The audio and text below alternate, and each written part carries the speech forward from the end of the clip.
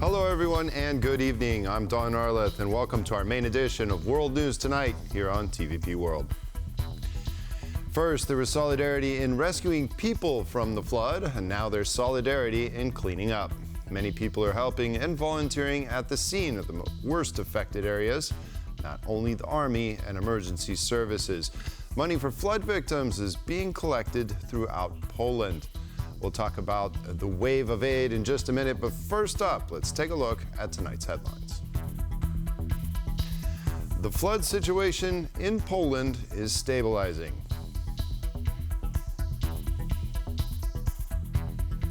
Germany braces for another key regional vote.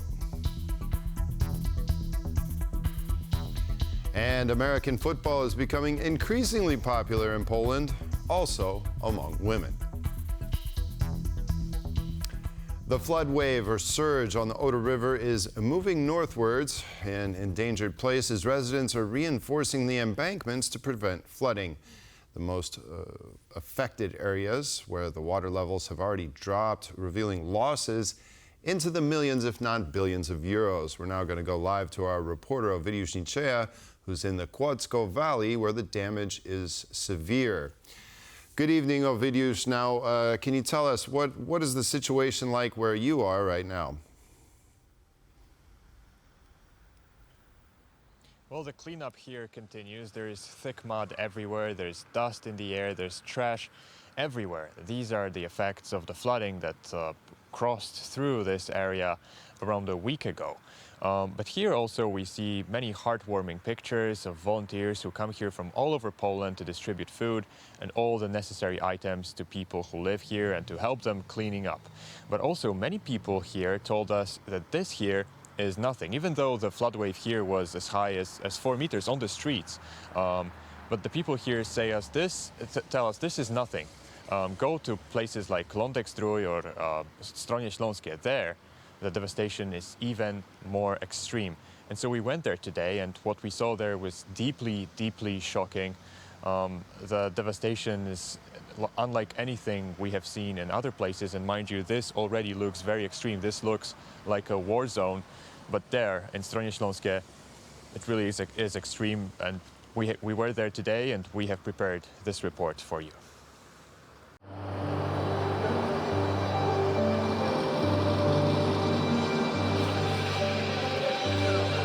The scale of the destruction in Stronie Śląskie is catastrophic. The flooding current was so strong here that entire buildings were wiped off the face of the earth. When I was fleeing, the water was up to my waist. The fire brigade just drove around shouting, "People, run!" But no one helped us. We had to pull ourselves out, and only then did the firefighters take us. The current has knocked out a big hole in Barbara's house. The building is in danger of collapsing. Located right next door is a popular bakery, or rather, what's left of it. For almost 30 years, this family business was run by Dorota and her husband. The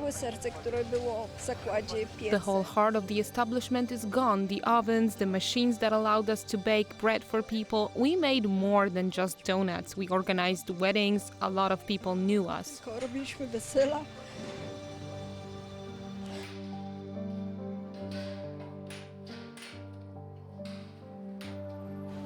minut. 15 minutes and our world ceased to exist. Przestał istnieć.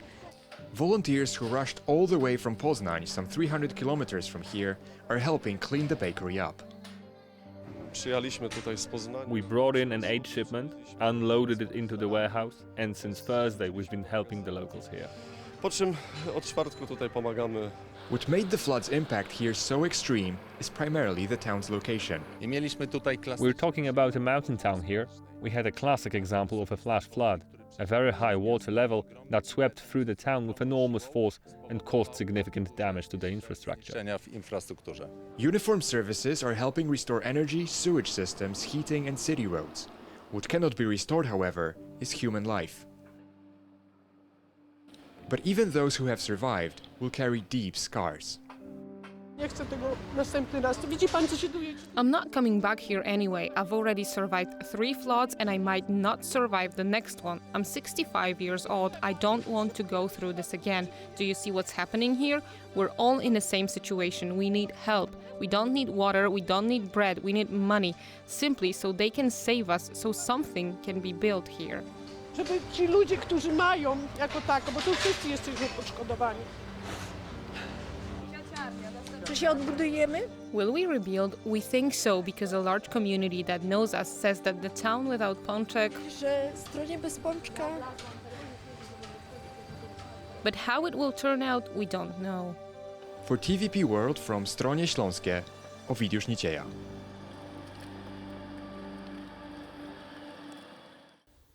Heartbreaking story. Now, Poland is still struggling with the aftermath of major floods that hit the country's southwest. 2.4 million people are still affected by the natural disaster.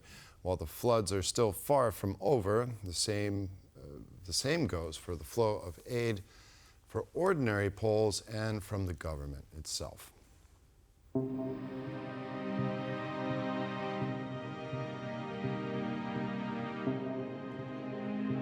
The residents of southern Poland in many cases lost everything they owned in just a matter of days. For many towns and villages cut off from the outside world, even fresh water is a rare commodity. Prime Minister Donald Tusk announced during Saturday's emergency staff meeting that the Polish government will soon introduce additional measures to help the victims and to stop the floods in the future. For me, it is extremely important and I will not budge on this. In places where we will engage huge funds, be it ours or from the EU, everything needs to be better than before the flood. The Ministry of Education set up a special helpline with psychological assistance for the victims of the floods. Surviving the flood can be a truly traumatic experience. Line is available 7 days a week. It is dedicated especially for young people, boys and girls, and their parents, and also teachers from flooded areas. While the floods spared the Polish capital, it doesn't mean its citizens forgot about the victims in the south. Warsaw's residents have been gathering aid packages at the water filters. We are doing this because we want to help those who are in need, all those who lost their homes and are going through a real tragedy. Every single one of us here feels like it's our duty and mission to help others. These workers and volunteers were visited by the mayor of Warsaw on Saturday, Rafał Trzaskowski, who thanked them for their hard work. The mayor also announced nearly €5 million of aid for flood victims from the Polish capital. Many thanks to everyone who was concerned, because this is an effort of the city itself and of all of our services. But of course, as you can see, also people from Warsaw are coming and helping, bringing water, bringing food. So this is an incredible mobilization. So great thanks. And of course, I'm very proud of everyone who's helping in this difficult time. The mayor added that right now many places in Poland are in dire need of shovels, buckets and other cleaning supplies. The floods have left behind tons of sludge and debris. Here at the Warsaw water filters, you can truly see how Poles come together in a moment of tragedy. It really warms your heart. Every day, dozens of people come here with donations, with packages to help the victims of the floods. From Warsaw, TVP World, Kazimierz Łysiak. And moving on now, just across the borders of Poland, 2 important regional elections are being held this weekend. Tomorrow's state elections in Brandenburg could see the surge continue for the far right in Germany, while the Czechs are voting in regional and Senate elections amid recovery from the disastrous floods. Among all the politicians that have been campaigning in Brandenburg, there is one notable absentee. German Chancellor Olaf Scholz has taken a back seat in the state where his constituency seat is located. Instead, his Social Democrat SPD decided to put all their cards on Dietmar Woidke, who has been minister-president of Brandenburg for 11 years. The local party leadership is trying to decrease the effect the current national government's unpopularity could have on Woidke's chances.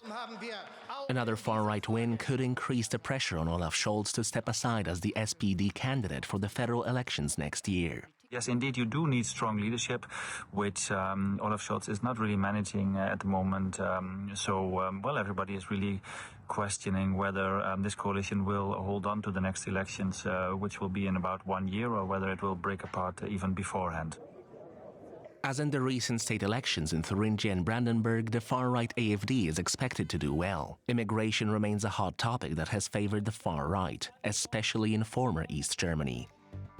Polling suggests they are on course to unseat the SPD as the largest party in the state, though the differences are small. Nostalgia in what used to be East Germany is still very much present. Meanwhile, Russia has been actively boosting the European far-right financially and on social media. Voting for the AfD is not a taboo theme anymore. It, in fact, has become a mainstream thing, and it's very normal to talk in a positive way about voting for this, at least in part, right-wing, extreme right-wing party. The election in Brandenburg is not the only polling taking place. On Saturday, Czechs went to the polls in regional and Senate elections. That comes right after a week that saw parts of the country be devastated by floods caused by Storm Boris. This is a container, a fire department container, that was brought in here to stand in for the lack of a polling place. The populist ANO party of former Prime Minister Andrej Babiš has won the regional elections for the third time in a row. Runoff elections for the Senate are scheduled for next week. Polish Foreign Minister Radosław Sikorski is in the United States for a 10-day visit. The main purpose of Sikorski's visit is to attend the United Nations General Assembly in New York, but it's also a perfect opportunity for a number of meetings on the sidelines, including with the foreign ministers of China, Iran, and the United Arab Emirates. During the UN General Assembly, the Polish foreign minister is expected to discuss the war in Ukraine, a possible green light for Kyiv to strike targets in Russian territory, and bilateral relations with ministers from other countries. Poland currently has very good press in the US. The Americans appreciate our defense spending in NATO and our assistance to Ukraine. But also our compatriots in Pennsylvania and Michigan are important for the two presidential candidates in the upcoming election. I will conclude my visit in Michigan, not to interfere in the election in any way, but because members of the Polish diaspora always played a crucial role, an example in our NATO membership and the presence of US troops in our country. Now they can play an important role as well. I will also attend the UN General Assembly and possibly the Security Council. Though the sport hails from the United States, American football is also gaining ground here in Central and Eastern Europe, where an increasing number of people are not only following the American Football League or the NFL, but they are also trying their hand at the sport. In Poland, this also includes women. The only Polish female American football team, the Warsaw Sirens, plays in the Czech League, as they don't have any opponents in their home country.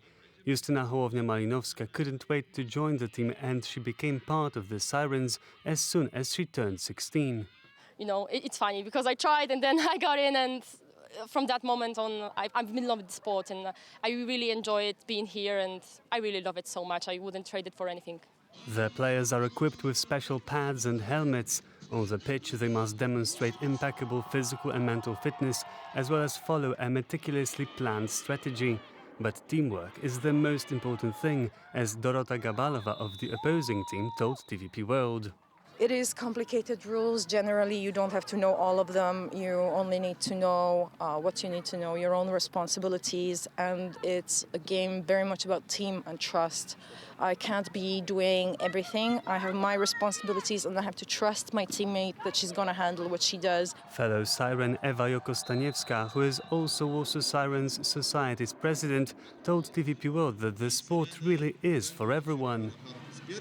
We are trying to convince all the women in Poland that this sport is fun, it's very inclusive, everybody can try it. You just have to have like a character, and well, it's so much fun. Though the Sirens are still far from filling Warsaw's national stadium seating capacity, the games have been attracting an increasing number of fans.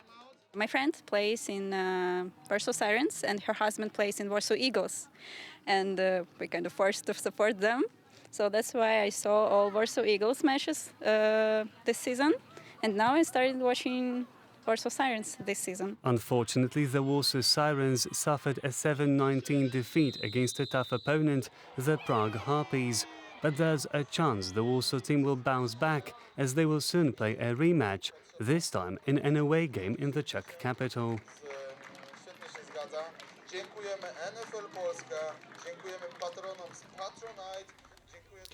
2024 has been and continues to be a big election year around the world. Here in Central Europe, the Czechs are next in line to queue at the ballot box. In fact, they've already done so.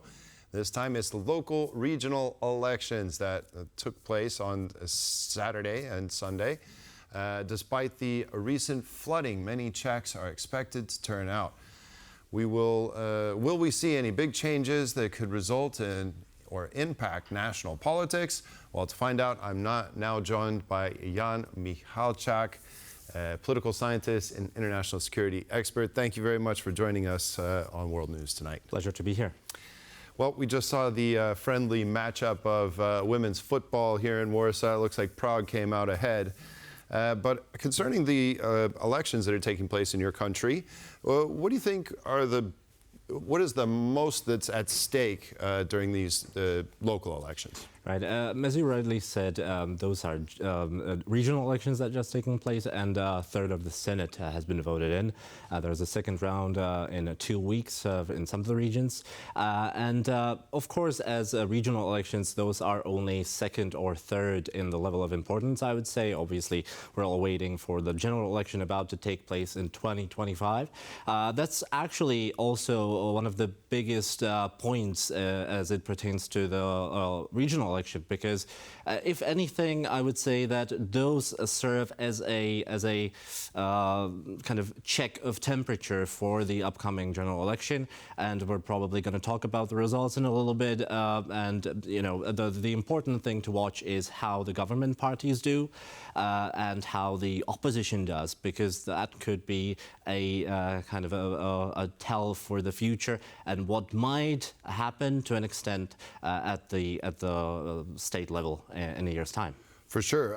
So what were the main issues in these elections? I imagine they vary from region to region, but for the most part, what were the main issues? I think, generally speaking, about local elections anywhere in Europe and probably even the world, you cannot avoid state-level problems being debated in the regional campaigns. Although the regional senates have little to no say in the state affairs, they are still debated because, simply put, those are the issues that people understand and people can relate to. So one of the biggest issues has obviously been the rise in prices, because to remind your viewers, Czechia has been one of the countries with the highest levels of inflation in Europe. Last year we saw an inflation about 20%. So prices in all around the country and especially bigger cities have risen significantly, whereas the wages have not kept pace. That obviously troubles the voters. So they see their vote, or part of them, of course, sees their vote as a possibility to voice criticism toward the government. So that, and obviously, generally speaking, a possible rise in the living standards in the region is definitely an issue. Although, again, the regional parliaments have little say only in those matters, and obviously state politics is what matters most.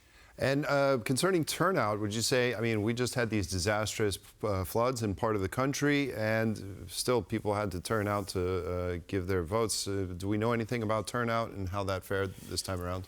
Turnout has been pretty much average in the affected regions that saw the biggest floodings. Obviously, the turnout was lower than usual. So we're talking about 50%, below 50% in some of the regions. And obviously, for those faced with the flooding, elections are not really top of their minds right now. There was talk about possibly postponing the election, but because the process of doing so would have been very complicated, the government decided not to go ahead, because to manage that, they would have had to act on Tuesday already, so there was little time to do that. So they decided to go ahead anyway. Yeah, difficult situation there. So the populist ANO party, or ANO, of former Prime Minister Andrej Babiš has won these regional elections for the third time in a row. Runoff, as you mentioned, for the Senate are scheduled for next week. But, you know, if we look at his party and whether this was a success, do you think Andrej Babiš would say that this is a success for his party? Definitely. It was a massive success for ANO. They won in all regions except two, where local politicians have been traditionally strong. But other than that, in the rest of the country, ANO has dominated. In one of the regions, the total vote share of ANO only was close to 50%, which rarely happens in Czechia. We have a proportionate system, obviously. So if a single party can manage to score 50% in a free and fair election, that's a big deal. So yeah, Babiš definitely has a reason to celebrate, because as we said, it is a crucible for the election next year, definitely. Right. Also trending across Europe are far-right parties. In Czech, you had the SPD, the Trikolora movement, and Svobodní. They teamed up in some constituencies. How did they fare? And what was their platforms, more or less, that they were running on? I would have to go back to what I said previously about many of those parties actually not differentiating much between the general election and the regional election in terms of the issues that they raise. And some parties, especially those you mentioned, so SPD, Trikolora, we have the new star of the political scene, motorists, they intentionally campaign on state-level issues, so be it being anti-migration generally, without explaining much what that means and how would they act. They still repeat the same topics to which the voters can relate.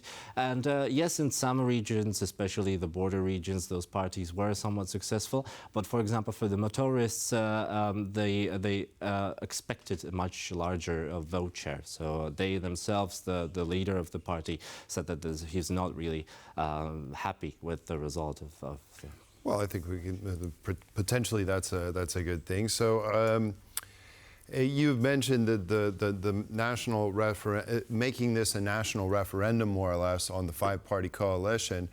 Do you think this was a good strategy for these opposition parties, and did it pan out for them? I think partly yes, especially for ANO, leader of the opposition. As I said, a great success, whereas for the government, for some parties more than others, it was a total flop.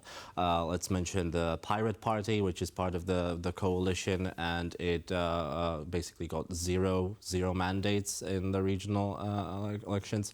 So a complete disaster for them as the main liberal party, or they would like to portray themselves as such. So again, the government, the opposition has definitely many reasons to celebrate. For example, that liberal parties of the coalition getting weaker. Those results will mean that they will be embroiled in turmoil and chaos. There will be discussions about how to take those parties forward. For example, the Pirate Party leadership offered their seats, and there will be a new vote for the leadership of the party. And obviously, a clever opposition will want to use that opportunity to strengthen themselves even more ahead of the upcoming election in 2025. I'd like to ask about the rhetoric surrounding this campaign, because we've seen some billboards out there that showed a migrant with a bloody knife and somehow linking this to healthcare, that we don't need migrants, and obviously a populistic stance there. Is this affected the political discourse in the Czech Republic and what people are talking about during the elections? Yes, one thing to point out at the start is that Czechia has seen very little to no migration whatsoever from, from the Middle East or Africa, which was portrayed on the poster that you mentioned. Yes, we have had significant numbers of refugees from Ukraine who Russia illegally attacked. That's of course, and we have been having great successes with integrating those migrants into our society for many reasons. But those the other group group of migrants that SPD has referred to on their poster. We've seen very little of those, and still they play the immigration cards, because successive surveys in Czechia have shown that migration, and especially illegal migration, is the #1 issue that people are most afraid of, which is paradoxical if you take into account that we have 0 of illegal migration in Czechia. If anything, Czechia is obviously a transit country further to the west, but very little migrants of our own. But still, and even more paradoxical is that the poster that you referred to was a massive poster at the main square in Prague, Wenceslav Square. It was placed in Prague, where no regional elections take place at all. And still, the SPD played that card, and the police could do very little, because obviously freedom of speech conflicts with our freedom not to be faced with false and alarming information. So, yeah. Yeah, it seems like just stirring the pot. I'm glad you mentioned the Ukrainian population in Czechia, because it's actually quite significant. Yes. In fact, as a proportion of the population, it's even more significant than the amount of Ukrainian refugees that we've taken in here in Poland. Yeah. So did that play any role in any of these elections? Unfortunately, all of the opposition parties, I would say, are starting to play a somewhat, I wouldn't say anti-Ukrainian, but more cautious note in the campaign. We've seen many false news, much disinformation about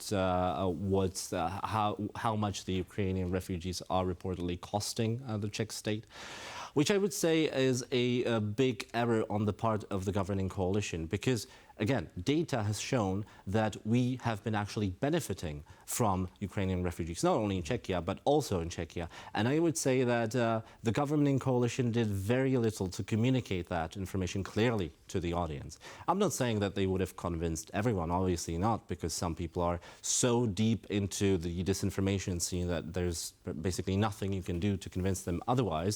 But for some voters who are on the verge of voting either for the coalition or someone for the opposition, it could have done a lot. And I'm really sad to say that it was the media that actually had to explain the level of benefits and give people the data, the figures that show that we've been earning money from Ukrainian refugees. Yes, absolutely. I think it's been a boon for the economy here in Poland as well. I think we have a very similar experience. Last question, I'd just like to ask about your thoughts on the elections in Germany. I mean, for the first time since World War II, we're seeing a far-right nationalist party rise up, if you will, in these local elections. And of course, we have the elections coming up here in Brandenburg. As a Czech, what is your reaction to seeing this? As a Czech and as a political scientist, seeing a significant rise of the far-right populist party is definitely unsettling. And especially in Germany, given the country's importance and the country's size, it's enormously unsettling. And I don't know what the future has to bring, but the AfD is definitely a force to be reckoned with. It either has won or is a close second in all the states that have seen a local election recently in Germany. And let's see, next year is the federal election.